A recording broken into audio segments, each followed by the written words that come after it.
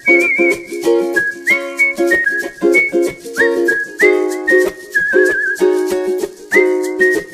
प्यारे बच्चों, खुदा यीशु के जलाली और बाबरकत नाम में आप सबों को मेरी तरफ से सलाम।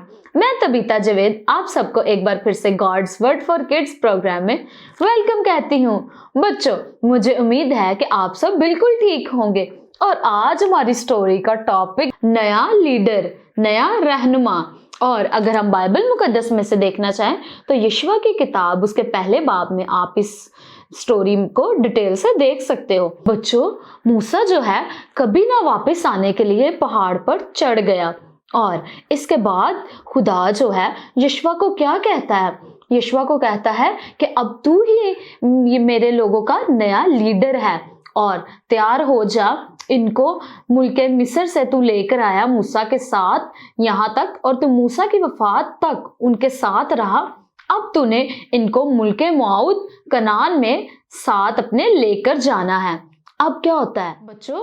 यशवा को खुदा क्या कहता है? मैं जनूब में बियाबान से लेकर और शमाल में लुबनान के पहाड़ तक और मशरिक में लेकर मगरिब में बहीरा रोम तक का सारा मुल्क तुझे दूंगा। यशवा जो है बड़ा परेशान हो जाता है, घबरा जाता है और वो यशवा वही इंसान है जो मुल्क मिस्र में मूसा के साथ था, मिस्र से निकाल कर लोगों को यहाँ तक लेकर आया और ये मूसा के साथ था जब तक मूसा की वफात ना हुई, उसका मददगार था।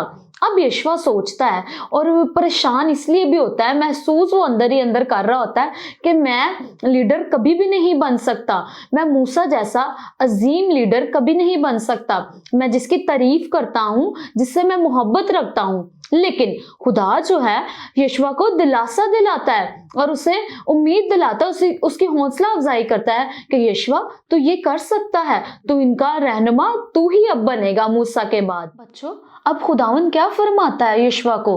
कहता है यशवा मजबूत हो जा, खौफ ना खा, बेदिल ना हो, हौसला रख, मैं तेरे साथ हूँ। मैं तुझसे वादा करता हूँ कि जैसे मैं मूसा के साथ था अब मैं तेरे भी साथ हूँ और मैं तुझे जोर बख्शूंगा और कोई भी तेरे आगे ठहर नहीं पाएगा। अगर यशवा तू कामयाब होना चाहता है तो तुझे दो बातों पर अमल करना जरूरी है।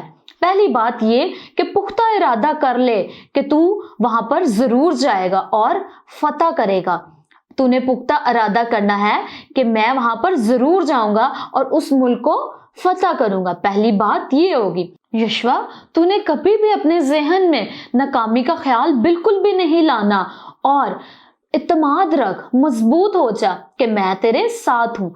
दूसरी जरूरी बात ये कि तूने मेरे हुक्मों पर अमल करना है और दिन और रात तेरा ध्यान शरीयत की किताब पर रहे और तूने अपना ध्यान शरीयत की किताब पर रखना है, तेरे मुंह से ये कभी ना हटे। और तूने मेरे लोगों को भी सिखाना है कि मेरे हुक्मों की पैरवी करनी है, मेरे हुक्मों को मानना है, तभी सब कुछ ठीक हो जाएगा।